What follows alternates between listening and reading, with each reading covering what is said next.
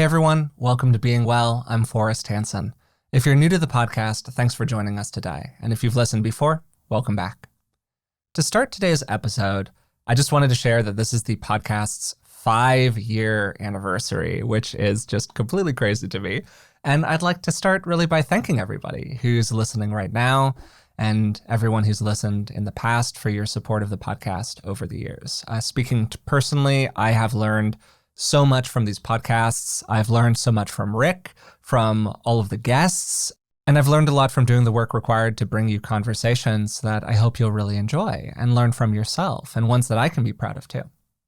And I think I've become, in some ways, a kind of experiment, a little personal growth petri dish over here, because I've essentially submerged myself in psychology and self-help and personal growth content over the last 5 years.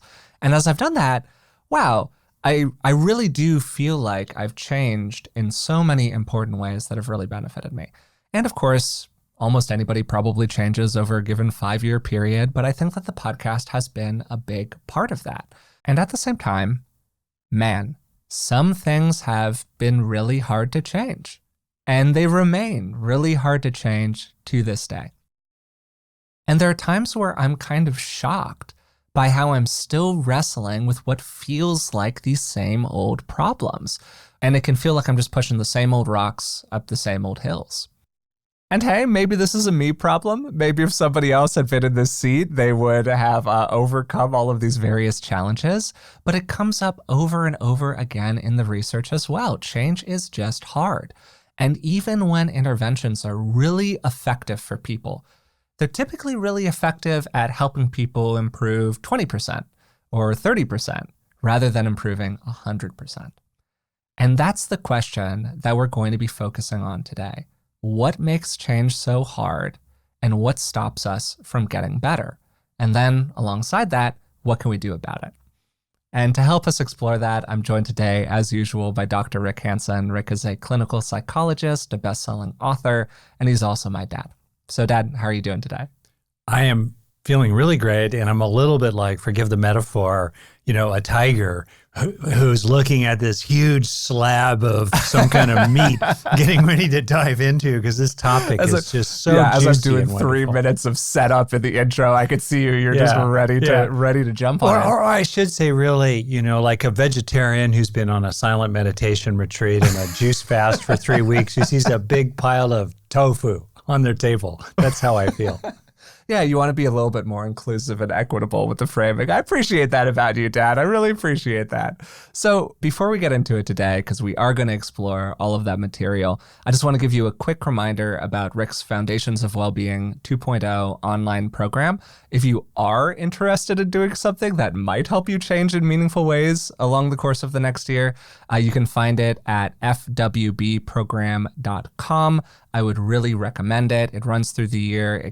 It explores how you can grow 12 key inner strengths in practical ways.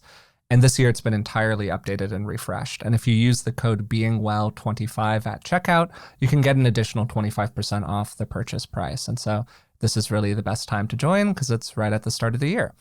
And hey, also, Rick has a new book available for pre-order. It's titled Making Great Relationships, and you can find it through his website or wherever books are sold. So to get into the content of our episode today, as somebody who's been in, as you like to call it, the change business for about 45 years now, what do you think about all this, Dad?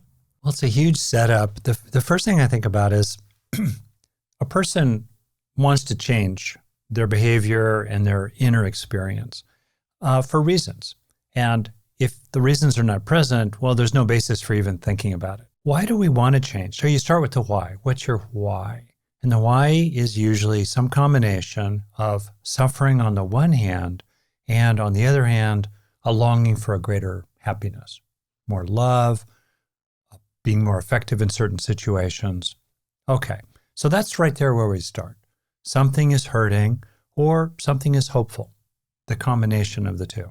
So in that frame then, I'll just name that I've seen 4 fundamental strategies in the entirety of the psycho-spiritual toolbox in terms of how to do change. So first strategy is reduce, I'll call it the negative. Reduce the pain, reduce the suffering, reduce the dysfunctional ways of being with other people or toward yourself. Just reduce what's painful or harmful for yourself and for others. Second major strategy, grow the good. Grow what is enjoyable or helpful, what promotes happiness and welfare of yourself and with others. Okay, really good. Third major fundamental strategy is to shift your relationship to your own thoughts and feelings. They may still be arising, but you're having a different relationship to them. You're maybe not fighting with them so much. You're not getting so angry with yourself about them. Maybe you have more of the shock absorber of mindfulness, some kind of spaciousness that can observe what's happening without being so hijacked by it. You shift your relationship to it. And then the fourth fundamental strategy is to step outside of those forms of, we could say, individual effort and surrender to, give over to some cause, even some energy, perhaps some consciousness that is larger than your own. So whether it's, for example, giving yourself over to some great mission in the world to help others, or give yourself over to what for some people is in a religious context. So those are the four major strategies, right? You kind of reduce what's painful and harmful. You grow what's enjoyable and helpful. You shift your relationship to what's there without changing it at all. And then ultimately, fourth, you kind of give over to something that really transcends individual psychology in ways that are helpful to you. And if you just think about all the different change strategies, they tend to fit into one of those categories, sometimes as a combination of two or more. Yeah, totally. And just as there are different strategies for approaching change, there are different kinds of change that people might be going for. So it can be helpful to get a sense of what some of the big options are here for people, or what some of the common issues are that people are dealing with. And to give a couple of typical examples, let's say that I wanted to do one of changing a personality trait, like let's say becoming less neurotic. Neuroticism is one of the big 5 personality traits, and it's typically defined as a tendency toward things like anxiety or depression or self-doubt, other negative feelings. It's something that is often a source for a lot of suffering for people. Then second option, you might want to change some kind of behavioral thing, like you're trying to build a new habit or maybe release one that's no longer serving you so much. And then the third one, which was also your third point, basically, Dad, changing your relationship to a piece of psychological material. Like an example of this could be processing the remnants of a messy childhood, which then might have some kind of a benefit for a person in the present. You're not changing what happened, but you're changing your relationship to it. Related to those 3 categories, Dad, I want to ask you kind of a big question, which is how much change do you think is reasonable for a person to expect? I think the typically third to half of the causes of our psychology that are baked into our DNA on average, which is a really important, qualifier, that can't be changed. So temperamentally, in my own innate psychology, I'm a fairly unaggressive, introverted, vulnerable to anxiety person. I'm not particularly vulnerable to melancholy or to bellicosity, getting really angry. That's kind of me. Now, that's hardwired, if you will.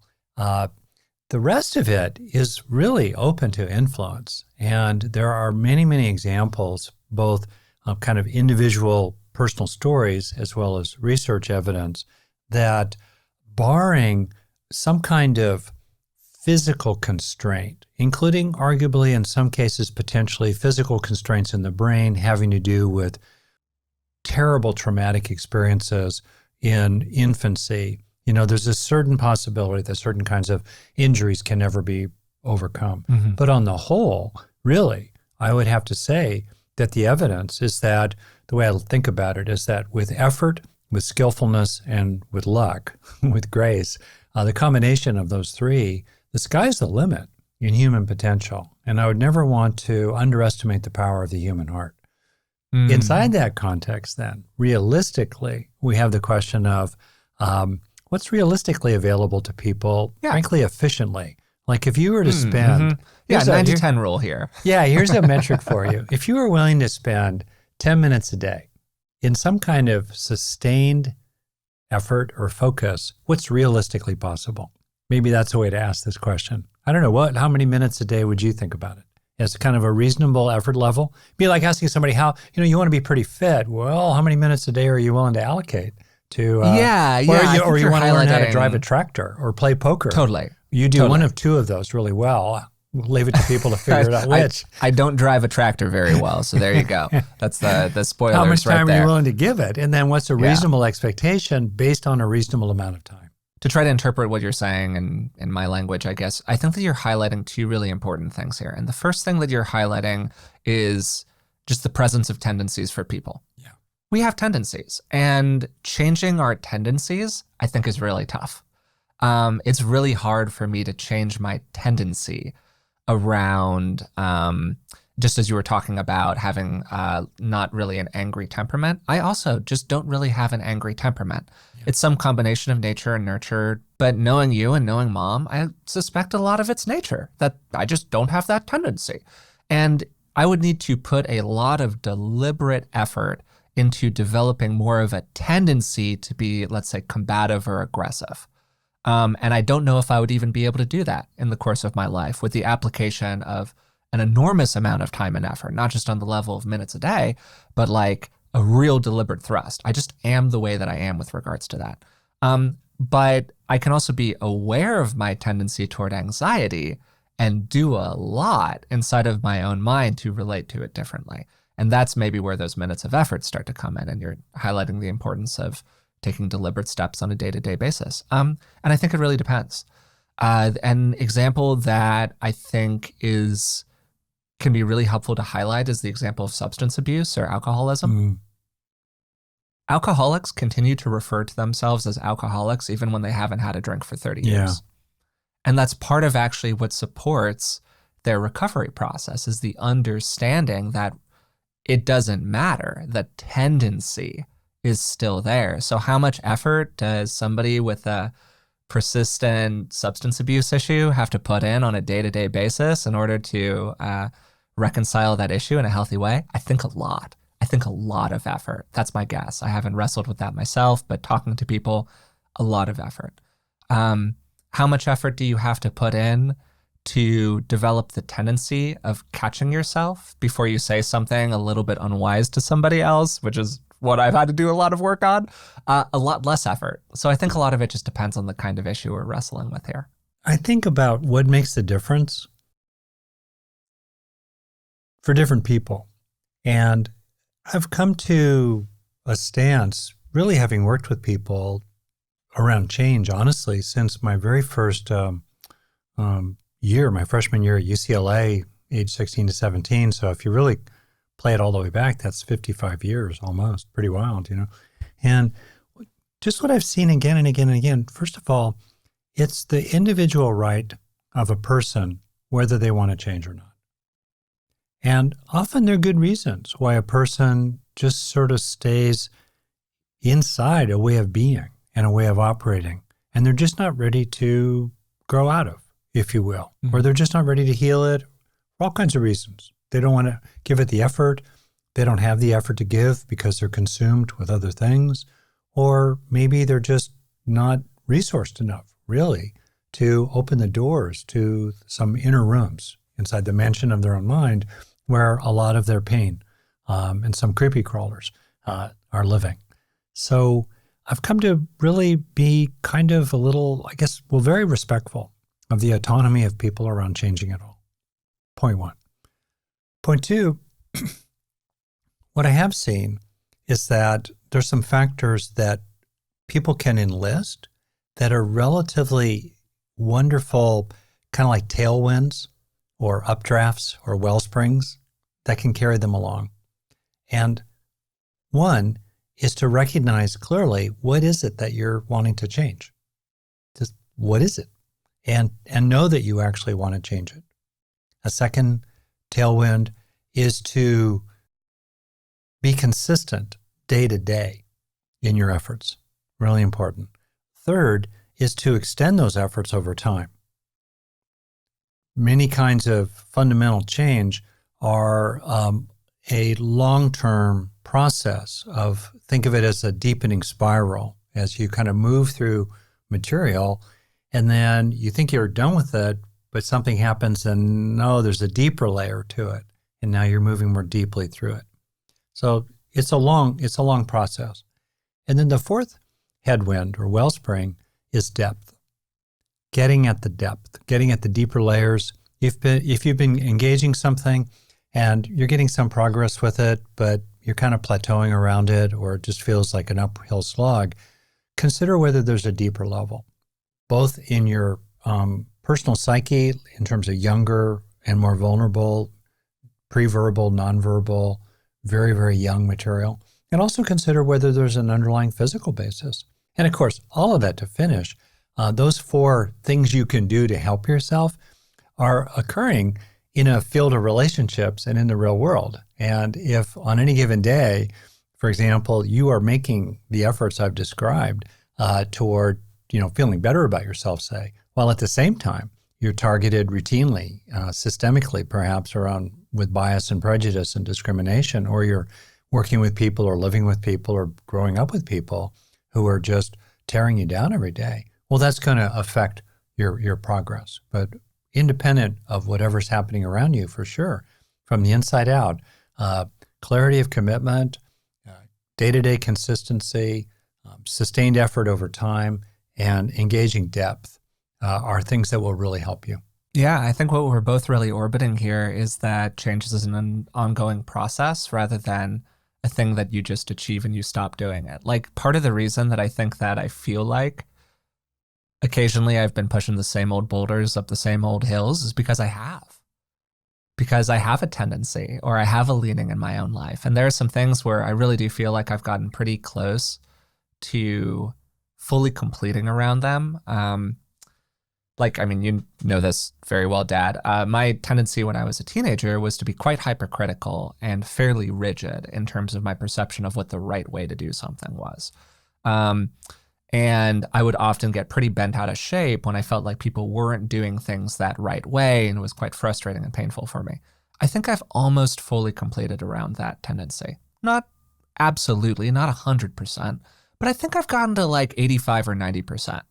But even so, I still have an awareness that that's my underlying tendency. And if I can tap myself in a different direction on a day-to-day basis, like you're indicating, that's really worthwhile for me. That really does improve my life. And yeah, sometimes it can be a little tiring to feel like I have to do that over and over again, but it's also just kind of the reality of the thing a little bit here.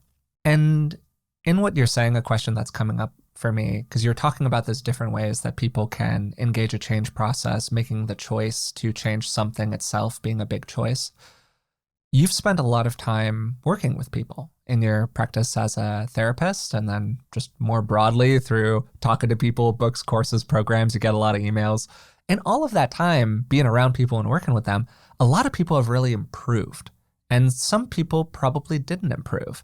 And I'm wondering what you think the biggest difference was between those two groups. First, there's a lot of difference in terms of what's happening from the outside. So like I said, effort, skill, and grace. And grace includes, how other people treat you. And so from the outside, I think one of the things that's just extraordinarily effective and helpful is to be with someone and to experience that you're with someone who recognizes the good in you. Just that. It's incredible. And so what a beautiful thing that we can offer to others, and what an important thing to recognize when it's available to us, just happening, and even maybe with certain key people, to be willing to stick our neck out and to ask for it. Mm-hmm. Because if there is good inside you, it can be really kind of odd if somebody that you're with in a significant relationship doesn't seem to appreciate it or recognize it in you. So that's kind of from the outside in part. From the inside out, definitely there's a kind of mystery to it. But to be blunt, one of the things I've kind of seen is that there are obstructions to people engaging one of the four headwinds, or tailwinds really, well springs that I was talking about, such as consistency or depth or doing it over time or making a commitment. And the two things that really stand out. One is what in psychology is called secondary gain, the ways in which a maladaptive way of being has rewards baked into it of various kinds, including the reward of avoiding the pain of stepping outside the bars of your invisible cage and thereby risking the dreaded experience. So they're payoffs. And one of the things that I have found as an incredibly useful exercise that I learned way back in the 70s is when you're looking at something, start out that you're considering to change. Start out with the payoffs. What are the benefits to you? What are all the functions that this way of being serves? Now, rather than, lambasting yourself for it or telling yourself, oh, you should X, Y, or Z, just start with what are you getting out of it? And that can be a really powerful inquiry. Yeah, just to clarify, Dad, you're saying start with what you're getting from the behavior that you're trying to change, like what the benefits are to you from some kind of quote unquote seemingly problematic behavior? Yeah. Like, for example, me recently, I'm realizing that I have a tendency when I get under pressure and I'm trying to get something important done, I speed up. And when I see that other people are not being effective in accomplishing what there is to accomplish, in a kind of irritable, exasperated way, I can be somewhat sharp in the way I talk. And I apologize for the ways that you and your sister were on the receiving end of that. Sometimes when you were young, especially when I was under a lot of pressure with grad school, making a living and just getting stuff done. But I'm not defending it. And that's an important thing. I'm not defending it, I'm understanding it. So lately I've been really tackling that. So let's just use that as an example. What's the payoff? And I say, well, I feel energized. I get the rewards of feeling righteous, maybe even a little superior. And it is an effective way to operate on the short term, although there often are significant long-term costs, including relational costs. Yeah. And you can wound and hurt the people you care about, including your own children, for example. So I would do a fearless and searching inventory, borrowing that phrase from Alcoholics Anonymous, and name the payoffs in a clear, fearless and searching way, and then also name the costs. And then, in a frame of complete autonomy, look at the benefits, look at the costs, and decide, what do you want to do about it? And that decision is an existential, sacred kind of decision. And you may need to go back and remake that decision repeatedly. But often what happens is when you make that decision, if you imagine a pitched roof, two sides, the roof is this particular tendency you have. Which side of the roof are you on? One side of the roof, as soon as you get on a millimeter on that side, you're now reinforcing, perpetuating, strengthening that way of being. On the other hand, if you shift to the other side of the roof, including in this fundamental initial commitment kind of sense, it's downhill from there. You just need to keep going. You need to keep sliding. You need to keep rolling. And you can help yourself along the way. But that's a fundamental turning point. So that's one thing I've seen. Which side of that roof are you on? Deep, deep down, deep in your heart of hearts, where you make a soulful, existential choice. It reminds me of a little moment in a conversation that we had with Gabor before we talked with him for our interview together, where you were talking with him about things going on in your life and how you felt very busy in a lot of different ways. And he was sort of empathizing. It was right around his book launch. It was a big moment. I'm sure he was incredibly busy and doing a million interviews, but he took a little extra time with us, which was very nice of him. Yeah. And he asked you a question that's actually really stuck with me. And it was, well, are you called or are you driven? And I thought it was a really great, with he's such an incisive guy, and it was really just like a moment of incisiveness from him. And you were like, wow, well, I feel extremely called. And also these days I'm feeling a little driven. And maybe there are some of the drivenness aspects of it that are causing me to feel more, worn down by this in various kinds of ways. But I think that we can apply that idea to change in general. Are you called or are you driven? And it's a subtle distinction, but I think it's a really powerful one for people. Speaking of myself personally, when we talk sometimes on the podcast about our problematic tendencies or the bits of our personality that we're still kind of wrestling with or whatever, sometimes you can hear a almost like joking tone in our voices. And it's not because we're like laughing at it or laughing at ourselves or even like trying to make light of it. It's because I think that sometimes over time, when you really work with a part of yourself, you sort of lighten up about it and you can move to this more almost affectionate place with it. And I don't know if that's quite the right word, but it's the one that's coming to me right now. Like this sort of affection for a part of myself that has absolutely caused some suffering in my life. But it used to be that I would really beat myself up about it. I would be driven to change it. You know, I would push it down or smack myself around about it. I mean, I spent, frankly, the better part of a decade going to bed almost every single night and beating myself up for feeling like I hadn't done enough that day.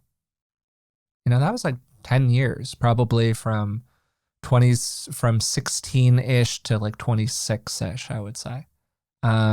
If not even a little longer than that. And that was my process, and it just never got better. And then something happened, and I'm not quite sure what that something was, and I was able to change my orientation toward it feeling like I was more called toward changing this thing. And I think that part of that was that fearless and searching inventory that you're talking about, Dad, where I just had a real moment of reflection with myself where I went, wow, do I want to keep doing this for the rest of my life? And if I'm planning on changing it ever, why not change it now? So I think of the driven as sort of should saturated. Yeah, should, beating yourself up, Yeah. you're pushing it up the hill, you know, all of that stuff. Yeah. Whereas called, you're on the other side of the pitched roof and you're drawn in a certain direction. And I find that kind of underneath it all, in effect, we're talking about people who want to want something. I want to stay sober. I want to work in a diligent daily way rather than play video. Yeah, but do you actually want it? Exactly. Or do you want to want it? Yeah, totally. Yeah. And I just think we always have to start with the truth. Why, you know, and in other words, and own it. That's an interesting thing too, as a kind of a effective, might call it a trick, but it's very effective, where almost like an inner Aikido or Jiu-Jitsu, you choose to not want it, let's say. So I choose to keep smoking cigarettes today. I choose to just dump my temper on my kids, let's say. Or you see what I'm saying? And it's paradoxical because if you choose, I choose to keep biting my nails, whatever it might be, by choosing what the quote unquote problematic behavior or thought pattern might be, you then are beginning to exercise responsibility for it. You're taking responsibility for it, and you're beginning to exercise power over it, dominion over it, because you're choosing it, right? Yeah. No, I think that was a huge orientation change for me, actually. I think you're highlighting something that was really important in the process. Yeah, you start by just owning, like, I choose to be irritable. And as soon as you start talking about it, I choose to be a grouch when I get home from work. Whoa. You know, suddenly it opens up a space in which you could choose something different. But really fundamentally, I've worked with lots and lots of people who come in and they're describing their suffering, they're describing the costs of various things. And what we get to fairly quickly, particularly if, you know, my suggestions are just not taken up at all, or they're just not really willing to do anything, we need to surface the fact that the truth is they haven't yet chosen to change. They want to change, but actually they don't want to change, or they haven't yet wanted to change. And that's where you have to tell the truth. So that's a really, really important thing. People can resist facing that because then they feel like, oh, it's my fault. Well, it's not your fault, but it's your responsibility. Have you taken responsibility for changing? And for them, that can often get sucked into feeling criticized by their therapist, let's say, or their friends. So as a therapist, I have to be, delicate and appropriate about that. But at the end of the day, I feel I have a higher duty to what my client has said they want in their life than to their comfort in the moment in some ways. I can't make them so uncomfortable that they quit, right? But it's a fine art in which you balance your duty to what this person you can tell is longing to become, or is your duty to the 80% of them that's clamping on the brakes and clutching to the bars of their cage and refusing to move forward. Yeah, I'd like to spend a little bit of time here on that 80%, like the parts of us that don't want to change, Yeah. because I think it's such an interesting part of this whole thing. We have this maybe kind of top-down part of us, at least I do. It's more top-down, that's very clear about wanting to want to change, but then there's this other murky part that just seems to resist it in some kind of a way, even when we know, intellectually at least, that there are aspects of that change that would be really good for us. And we've talked about this a lot on the podcast in the past, but I don't know if it's possible for you to do kind of a brisk overview here of what those parts are or what they're doing or why we are that way, just wherever you want to kind of take that question. Oh, yeah. Well, they're all there for a good reason. And as, our friend and podcast guest, Dr. Richard Schwartz, talks about no bad parts. They're all there for a reason. They're all trying to help. I've done lots of different forms of parts work in different kind of frames, but the essence of it is you're listening to a part, and at bottom, they all are trying to promote the survival of the individual. Maybe in misguided ways that are over the top, ways that have a lot of collateral damage, but they're all there to help you. So that's a really important thing. And there are a number of psychological methods that do get to the depth factor of the 4 factors I was describing of change, the four updrafts, depth being the last one I said. Going into the depth of these subpersonalities, these parts, and engaging with them in a respectful way and listening to them can really shift the interior ecosystem of the mind altogether, the ecology of mind. So that's really, really, really, really useful stuff. And sometimes what happens is that you listen to a part, and it's by these parts, I'm not just talking about parts that are, for example, just, a terrified inner child, or a part that will not give up the grievance about another person, even though, it's really time to move on. There are other parts, when you start opening up to yourself, that can give you a good reason for not making this change right now, or can help you understand that this thing that you think is problematic is just, like an overly amplified, beautiful part of yourself. Like, I'll use myself as an example. I grew up very shy and awkward, and I felt weak and small because I was a year and a half or more younger than other kids. So to discover that I have this capability of a kind of intense, pointed effort is a wonderful thing.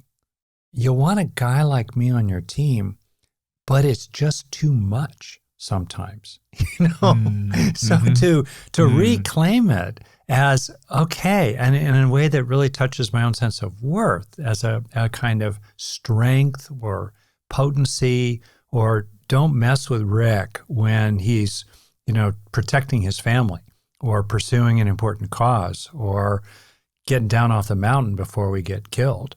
I'm glad I have that. Yeah, all good things. Right. And it's in the gladness of it that it opens it up to just a little bit of that goes a long way at an appropriate moment. I think the framing of this is always such an important part of it, where whether it's the parts of our nature or the aspects of ourself that we're in conflict with at a given moment, which is kind of part of what you're describing here, Just thinking about my own nature, like we can relate to those tendencies that we have, particularly the ones that are kind of hard to change through two lenses, right? We can either think of them as being, we're a prisoner to this thing, we're trapped, or we can feel in some ways almost freed by it. This is my tendency. It is what it is, and then it doesn't have to be our fault so much. Because I think that fault part of it is a big limitation for people. I've talked about this a little bit on the podcast in the past, but I just really think that one of the things that often gets in the way of people changing is feeling like if I change now, it's an admission of guilt for all of the times that I did the thing in the past, but it's also an admission of guilt for all of the times that I didn't change in the past. Yeah. So it's both sides of it, right? And that can be really painful for people. It's been really painful for me. At times where, you look back at it and you have this reflection that if you're not careful can really be suffused with a lot of shame around like, oh my God, I can't believe that I did that back then. Yeah. That's why that approach of starting with the benefits is really useful. And the benefits include various forms of payoffs that frankly can feel not that good when you really name them. All right. Yeah. Oh, but totally. The benefits also include the gifts. So for example, if I could, put you into the Petri dish for a moment here. Yeah, okay great. with that. Okay. So that's what we do here. Yeah. So let's just take the thing you talked about, which I'll just call it work avoidance, or we could also call it pleasure seeking. Relax, reading a book. Uncomfortable effort avoidance. Yeah. Pretty common one. Okay, great. So I'd say, well, Forrest, when you look back, or even if you see that capability or tendency in yourself, what are the gifts in that way of being? Wow. It's actually hard for me to answer. This is good. Yeah, because I guess to me it feels like there are so few. Try to put my positivity hat on over here. Yeah.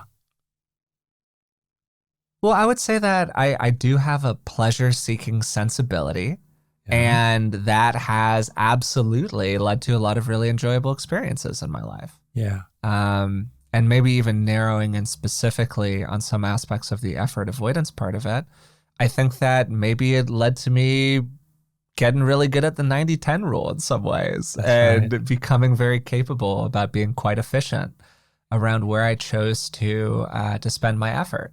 And that had some consequences for me, for sure, but also created a lot of space for a lot of enjoyable experiences. And then, of course, you go down the rabbit hole a layer and you go to like, I'm not sure if I really took advantage of the opportunity for all of those things, but that's kind of a different question, right?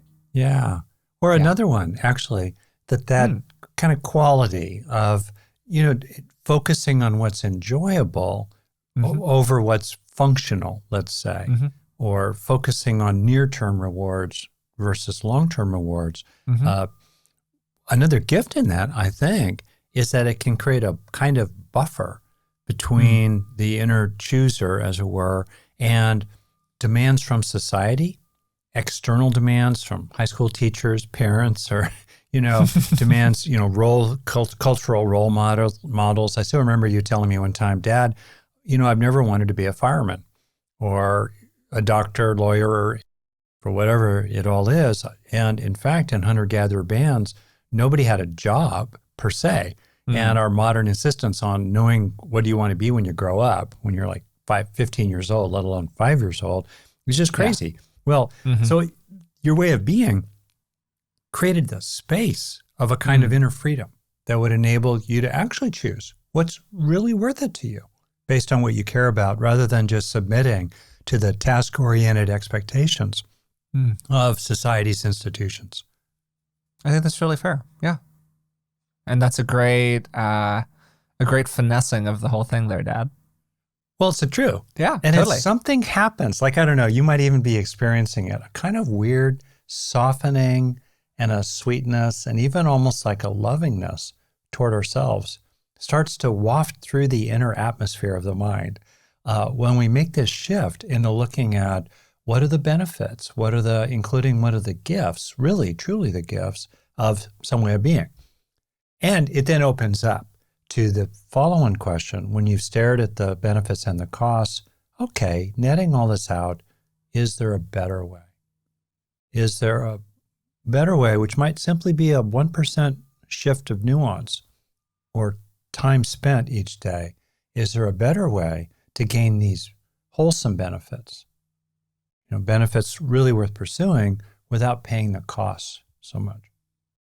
And then you're down the road. You're on, I'll call it the right side of the pitch of the roof of the house, where you're moving into positive healing and development and evolution and awakening. I think there's something that's been a subtext to this whole conversation that's really interesting. We have spent almost no time here talking about tactics. Huh. Really interesting. That's right. We've spent the entire time talking about strategy, if you want to kind of break it down that way. And I think that points to something really important here, which is that there are a million tactics out there, and different tactics can work for different people. It's really hard for us to say what kind of tactics will work for you because we're all individuals and we have our own leanings. Maybe you're an IFS person, maybe you're a DBT person, maybe you're a something else person. Yeah. I don't know. But these broad stroke feelings and strategies and orientations do feel to me what often really distinguishes, because what you see in the research, at least over and over, is that a lot of tactics are pretty effective. Yeah. There's some research that suggests that CBT is kind of like the gold standard therapy, particularly for certain kinds of problems. On average. In other words, some people it's not, but on average yes. It is. Okay, go on. Yeah. So, but that points to exactly what we're saying here, which is that for some people it's not. Yeah. And if you line up 10 different approaches to therapy and do a study looking at all of them, the differences between them are pretty minor by and large. They all kind of work and they all work about the same. And that really indicates that it's not the specific tactic that makes a difference. That's right. It's something else. I think you're getting at and very astutely observing a very important thing, which is that there are 10,000 available tools throughout the domain of modern psychology. Then if you broaden it out into the humanities, sure. You broaden it out into the First People, First Nations traditions, you broaden it out into the contemplative traditions, 10,000 tools. All the tools are there. All the tactics are there. And at the end of the day, it's not for lack of the proper tools that we're not building the house, let's say. It's because there are issues around strategy. And the bottom line that I've seen, that I really want to say from my heart, including for any and everyone listening here, is that if people are in fact willing to engage one or more of these four tailwinds I've named, these four well springs of change, which is choice, consistency day to day, sustained over time, and depth. If you're willing to engage one or more of those four fundamental strategies, there's no shortage of tools, and you truly can heal. You really can transform the most fundamental things. I come back to probably my favorite quote in psychology, at least. I've shared it on the podcast in the past. It comes from Carl Rogers, and the quote is, "The curious paradox is that when I accept myself just as I am, then I change." And that relates back to this idea of tendencies that we started the conversation with. I think it's really okay to accept 60% change around an issue, or to accept 70% change around an issue, or man, sometimes 30% change is big change. Sometimes that really moves something from being just a huge point of friction in your life to being okay. Maybe it's not perfect, but it's okay. And going from this is ruining my life to this is an inconvenience is huge change. Mm-hmm. And sometimes I think that it's easy for us to look at the city on the hill, so to speak, and really aspire to it and lose sight of all of the distance that we've covered in our lives already. I want to say something, Forrest, that you're welcome to edit out of the podcast. Okay. Which is, I think many, many people, aim too small. Mm. Yeah. And their aim is too short. You know, they don't imagine the kind of inner freedom and healing that actually they could have. For me, the point of my bluntness is to really communicate a sense of possibility. And most fundamentally, I just want to really make the communication as a licensed psychologist and a guy who's deeply knowledgeable about the change process that you really can be more healed, be happier, be more competent with your own thoughts and feelings, and more capable in the world around you. You really can develop that 5 to 10 minutes a day after day after day. Mm-hmm. Yeah. And it might be annoying to hear it because then you're faced with, oh, gee, I'm sitting on the couch and I'm just not doing it today. Okay, I got it. But what can you do tomorrow? And that can set you on the right way. And I think the fundamental tactic of all tactics is to make a little easy change that starts you on the road to big change over time. Look for that easy little thing that's catalytic, which often starts with a little bit of inner practice, like spending a minute calming and kind of quieting yourself and listening to the innermost longings of your own heart or your own way of talking about that, maybe less woo-woo somehow. Like that alone, if you just start your day like that, will shift your day. Or pick one simple, easy behavioral change you're going to make, which is you're going to brush your teeth twice a day instead of just once, let's say. Or you are going to stop interrupting other people when they're talking. And then that change can take you into all kinds of stuff. But whatever it is, the point is you really can change for the better. I've seen it. I've lived it. I've seen it in you, Forrest. I've seen it in so many other people. Wow. Why settle? Why not go for it at the level of 5 to 10 minutes a day? Well, I think that is a great place to end today's conversation on. And I loved this one. I think it's one of the best ones we've done, honestly, in terms of the summary of so much stuff and talking about something that I think is just really important if you're going to be in this mental healthy, personal growthy, self-helpy world. This is really one of the fundamental questions. And it's one that I wish more content creators spent more time talking about. Right. Instead of offering yet one more shiny tactic.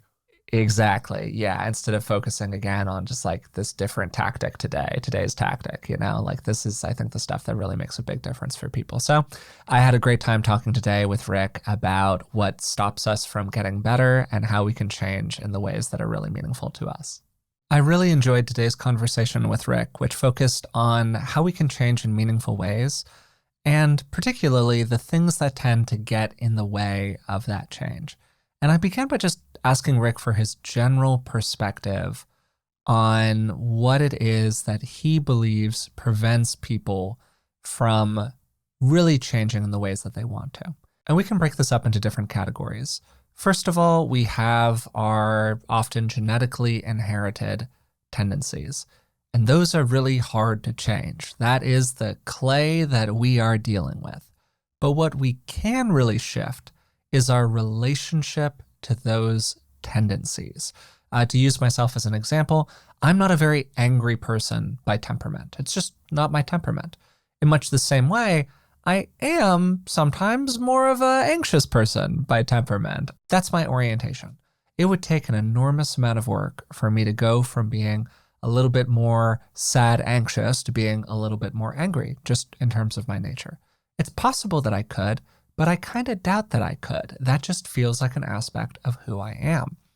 But what I can really shift is my relationship to those tendencies. I can go through a lot of deliberate effort focused on working with some of my more anxious tendencies on the one hand, and then maybe getting a bit better at asserting myself with other people on the other. And this became a bit of a theme throughout our conversation. The reality is that complete transformation of an issue is just uncommon. It's very rare for people to go from something being an enormous issue inside of their lives to being fully resolved, where they just never have to think about it again.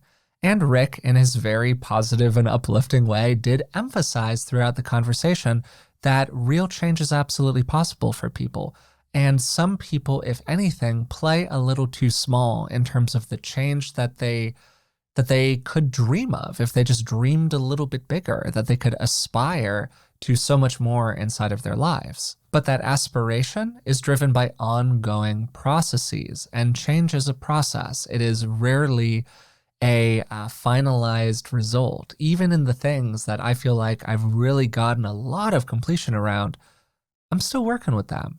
They still show up sometimes. And there are even times where I feel like I've backslid a little bit in terms of my relationship with them. And it's easy for me to get down on myself in the moment about that backsliding.